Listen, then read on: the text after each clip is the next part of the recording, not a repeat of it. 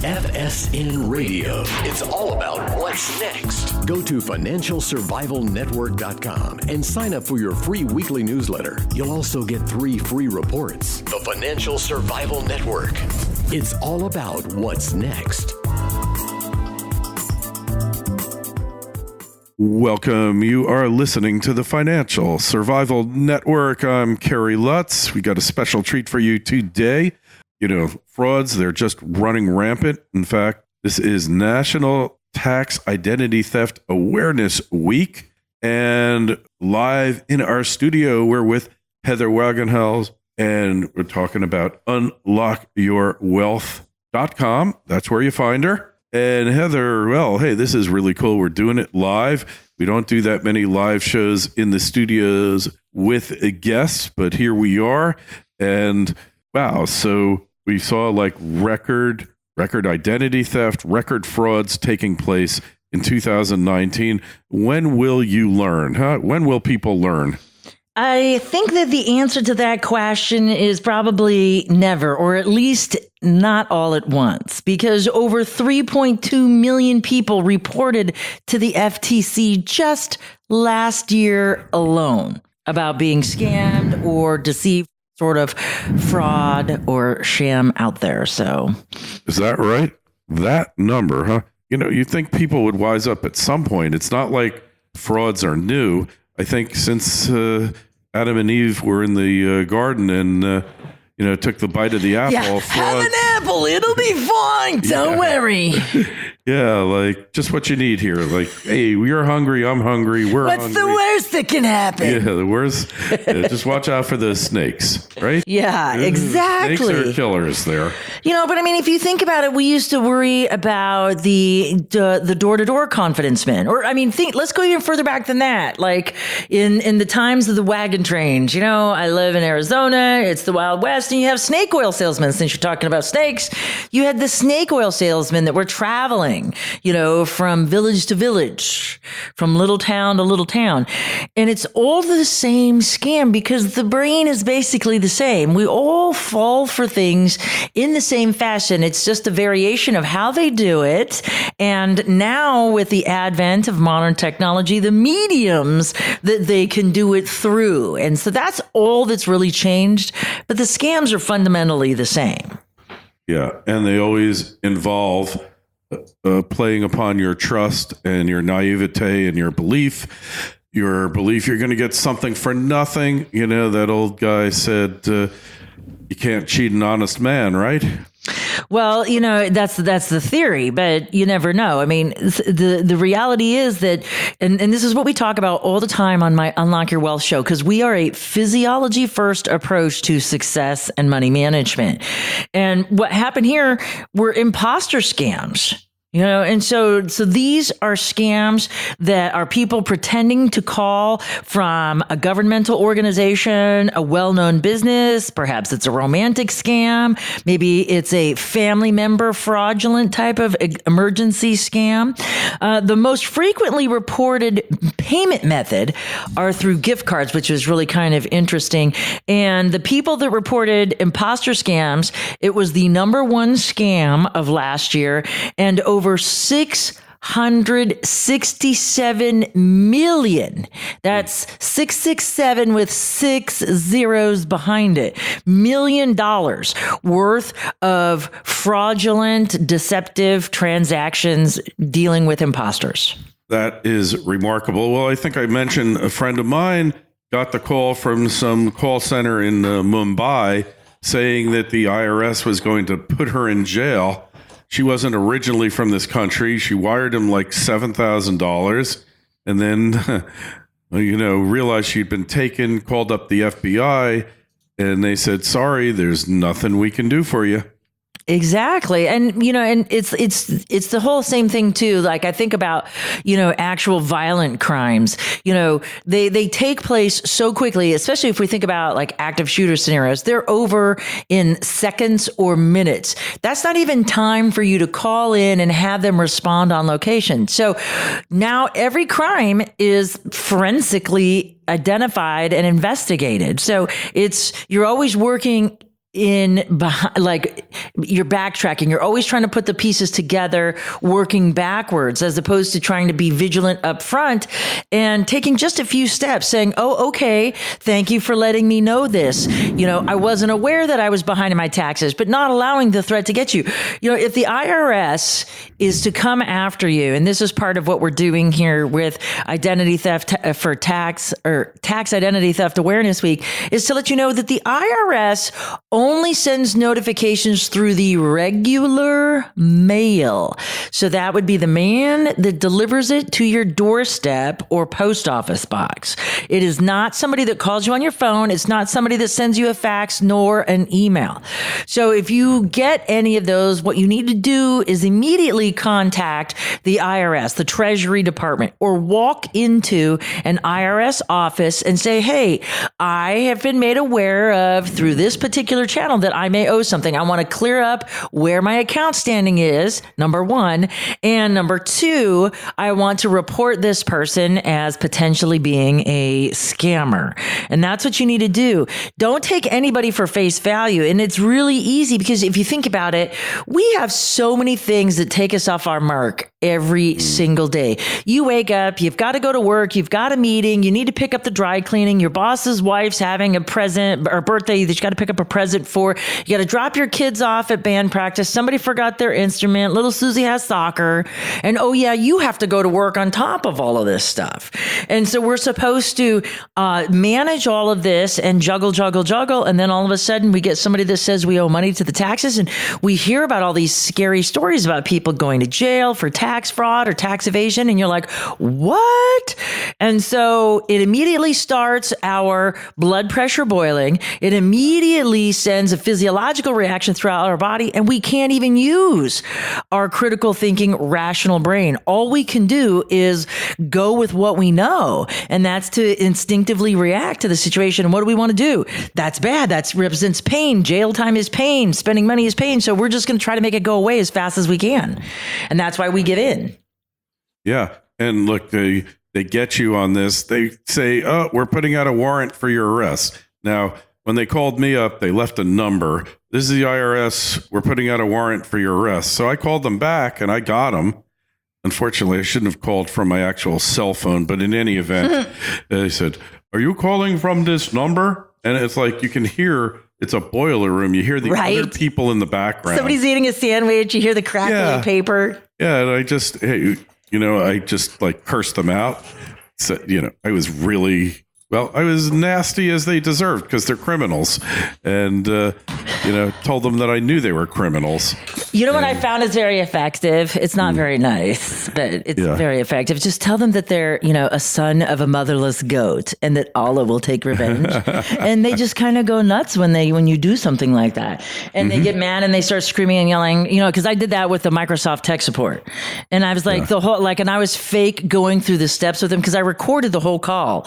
And then I was like, oh, they're like, well, this is Microsoft tech support. I'm like, oh, I have an Apple. Yeah. And then the guy just shut up. It was almost like I could almost feel like on the other side, as if it was a movie, like the whole room went silent. What? They didn't even know what to do. They just started insulting me and telling me that I wasted their time. And I'm like, well, you called me and said you wanted to give me a refund. I mean, that was a good one. So it's not like they were trying to take money from you. They were trying to, quote, credit you with money. Right.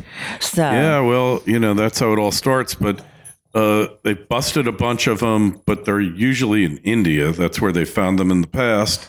And, due to the miracle of low cost, no cost telecommunications and, computer telephony, they can call all over the world. The world is their oyster. I mean, I just wonder if they're calling in Russia and saying that Vladimir Putin has taken a contract out on them. And if they don't pay immediately, he's going to put polonium in their, in their curry.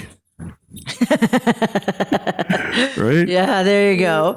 But I mean, and they don't. I mean, maybe they know, maybe they don't know, but they're getting a paycheck. They're hired by whatever company, and money talks, and green is good. And so, if they're getting paid, then they're going to do their job.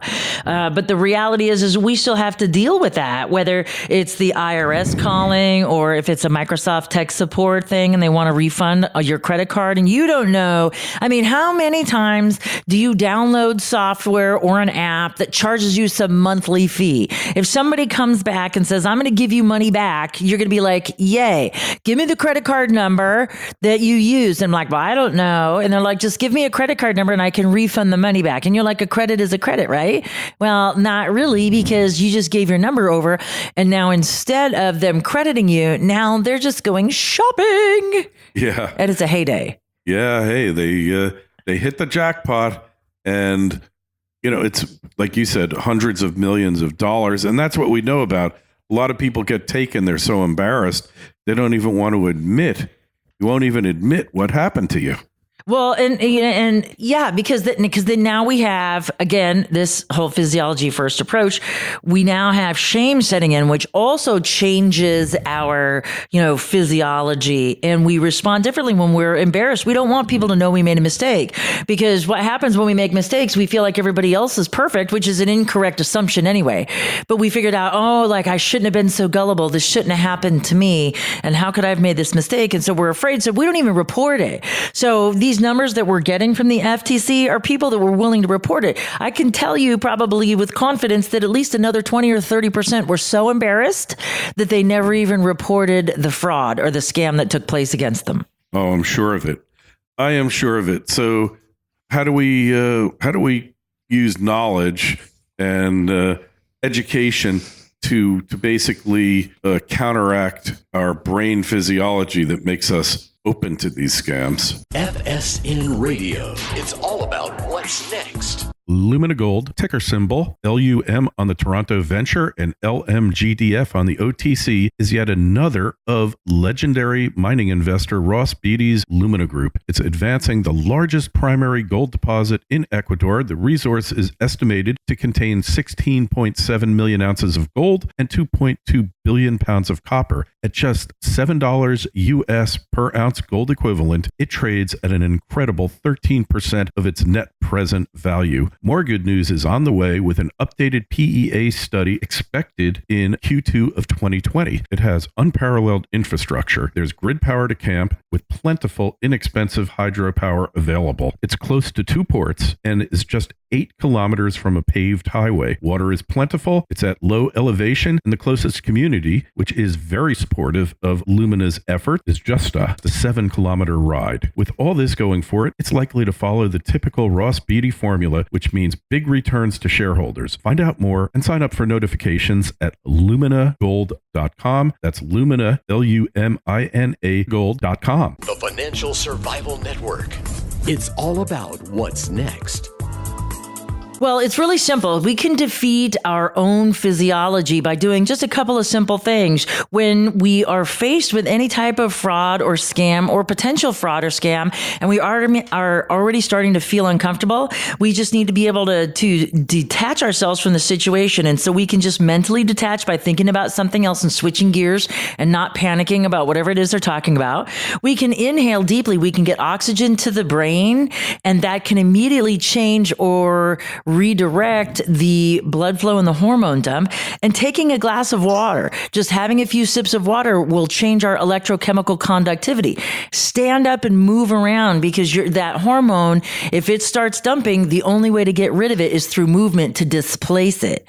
And so you need to get up and start moving around. And so control your physiology first. So take an action, whether it is to stand up, get out of your chair, take a drink, take a breath, and then politely remove yourself from that conversation, because you are not going to be able to make an effective decision. You may inadvertently give out personal information to help them complete the circle if they've been socially profiling you and been trying to figure out what your usernames and passwords are to particular companies. Like, let's say they pretend to be your cell phone provider or some sort of utility company provider that can verify with your phone number. And now they can take and redirect billing. They can go change your addresses. They can do other kind of things that may not actually directly impact you financially, but they can redirect enough information about you so that they can clone your identity. People are probably like, oh, wait a minute, I just thought this was about taxes, and now you're talking about my whole life can be stolen away. But the key is to remain in control or resume control to be in your highest resource state that you possibly can. Take a breath, take a drink, get up, walk away. You can always pick up the phone and call them back, because if they want your money, they're going to still want it 10 minutes or 10 hours from now, not just right now. And that's the beautiful thing, is you can always disconnect and reconnect later if, in fact, it is a valid collection or financial discrepancy.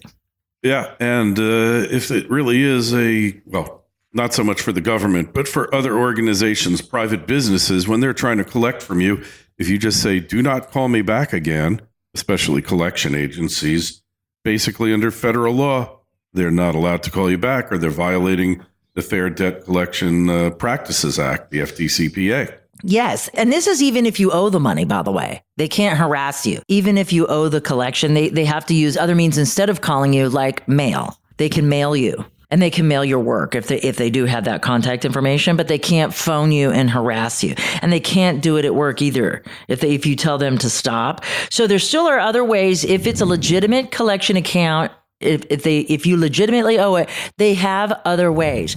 The ones that are the problems is when you say, stop calling me at work, stop calling me here, and then they keep harassing you, then potentially it could be a nefarious call and you need to be aware. And, and there's so many great resources to find out more on how to protect yourself against identity theft, frauds, and scams. All you have to do is visit my website at moneycreditandyou.com, which is dedicated to helping you do that, in addition to my radio show. Hey, so what other scams have we got floating around here? What were the biggies for 2019? Okay, Social Security imposters.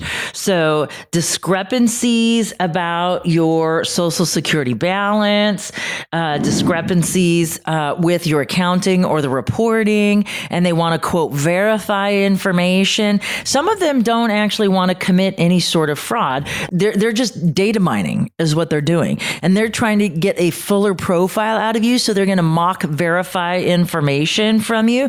Like they're going to verify where you work. They're going to ask you for your date of birth, maybe your city of birth. I mean, they're trying to build a profile. It could be one that they're going to use to clone you and sell your data to somebody else who is looking to turn over a new leaf. And not all clones are bad happenings to your financial profile. And what I mean by this is if somebody has messed up somewhere and they're that desperate that they're buying a new identity and it just happens to be yours that was for sale. So these people have a vested interest. They're not just committing fraud and going on down the road trying to max out your cards. They are becoming you. They're relocating. Think of it as their own homegrown version of a witness protection program. Yeah. And so they're using your identity. And so it's in their best interest to pay the bills on time, to manage the debt effectively, because they need a job. They need something about your reputation or your credit or whatever to be able to start this new life.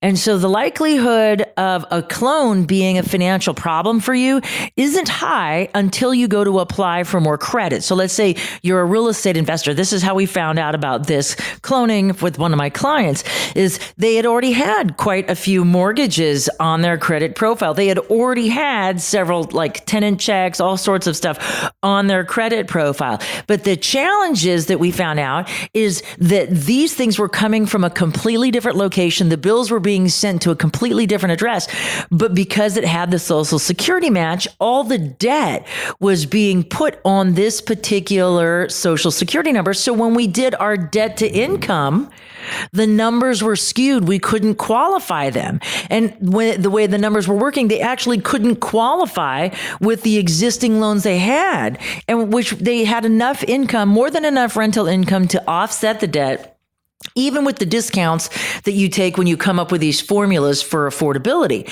And I was like, well, maybe something's wrong with my spreadsheet. And I kept running it twice. And then when I said, okay, well, let's just verify every mortgage you had. And they had 2 extra mortgages for luxury primary residence homes that they didn't even own. And then there was all of this other debt, for different types of appliance stores, car loans, things that they didn't even have, that they had never financed. And so that's how we were able to figure it out. But it took us almost 6 months to get it sorted.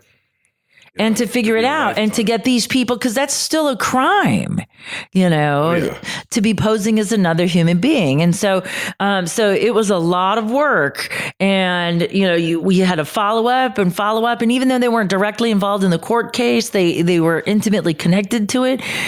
And so it created a problem. And that's why, when people say, oh, well, credit freezing is such a bummer. Well, even these real estate investors now are figuring out that we need to be able to do this and we need to do it quickly. And we need to be able to lock down the other opportunities that folks have for this. But that doesn't stop rental verifications. That doesn't stop other things that you can use credit for without getting the credit score.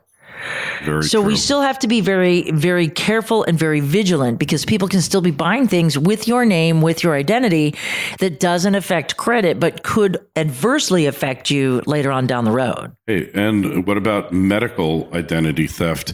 Really, generally will not affect your credit unless you default to the doctors and they sue you or report you or the hospitals. But they can be using your Medicare. They could be doing all sorts of nefarious things just to effectively steal your medical identity. Well, yes. I mean, insurance fraud is huge and totally rampant. And the one thing that I want to point out that most people have no idea when it comes to medical debt is when you sit there at the doctor's office and you fill out all that paperwork and you get to a point on the 20th piece of paper where you're just sign here, and you never read it. Well, you need to read it, because one of the things it says is regardless of your level or quality of insurance, you are financially responsible for the total cost of your visit at the time of your visit. As a courtesy, we may offer to bill your insurance company. Right. It still does not alleviate you of the responsibility of paying in full that day.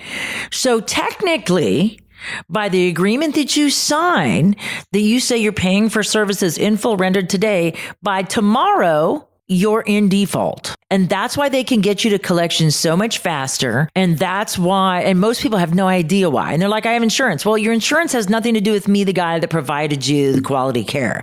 And for some reason, I don't understand this, but everybody has a hard-on about paying for professional services. Yeah. They don't want to pay their attorneys. They don't want to pay their doctors, their accountants, all of these people that invested in themselves, got a quality education to be able to provide something that the average person cannot do for themselves.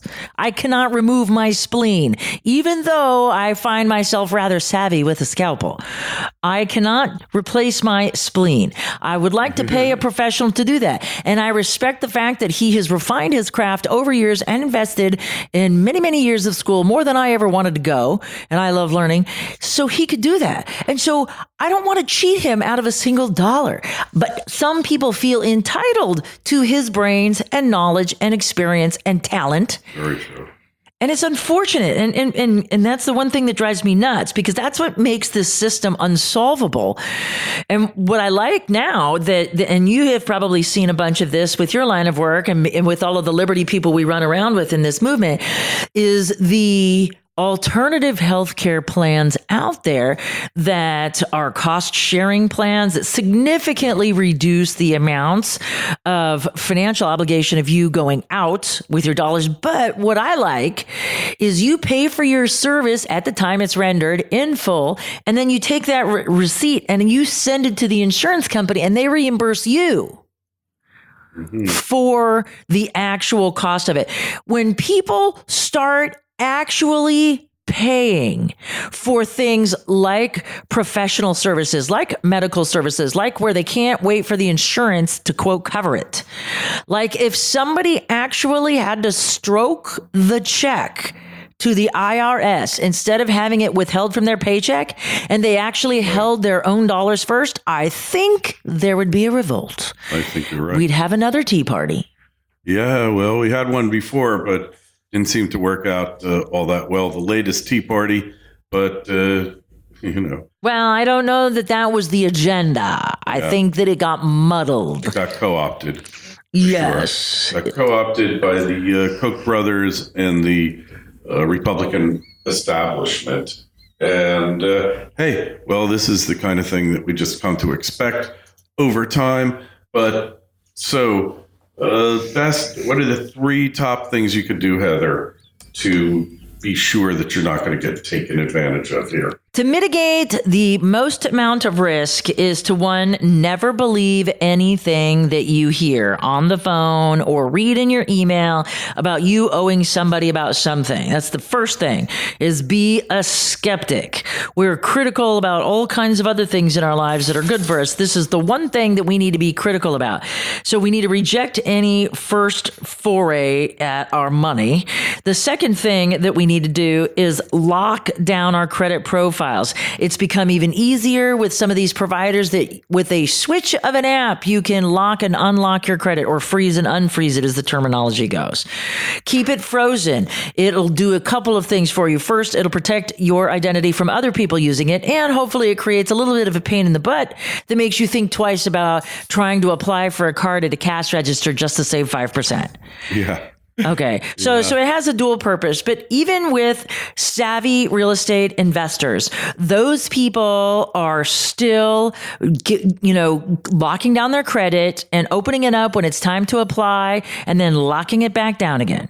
And that's what you have to do is just be savvy about that. And then the third thing is to keep track of your finances and lock down all of your social media profiles, because somebody can stalk you on social media and figure out your passwords pretty quickly, because it's usually the name of your dog or your great grandmother's maiden name on your paternal side, or some sort of thing that you've been innocuously posting about your great grandma June's 97th birthday, and you traveled all the way to Mississippi to have the party. Right?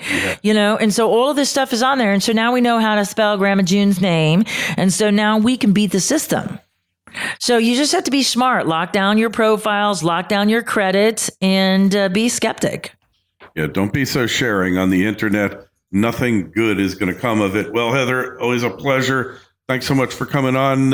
Just tell us again where we find you, the best way to connect with you on the web. For the best resources and tools to help you overcome your personal and professional challenges, to get out of debt, achieve financial freedom, and live the life of your dreams, unlockyourwealth.com. All right. Excellent. And hey, questions, comments, you can email us, kl@kerrylutz.com. We'll answer all your questions. Forward them on to Heather. Heather, appreciate it. We'll talk to you again real soon. Make it a prosperous day. FSN Radio. It's all about what's next. Go to financialsurvivalnetwork.com and sign up for your free weekly newsletter. You'll also get 3 free reports. The Financial Survival Network. It's all about what's next.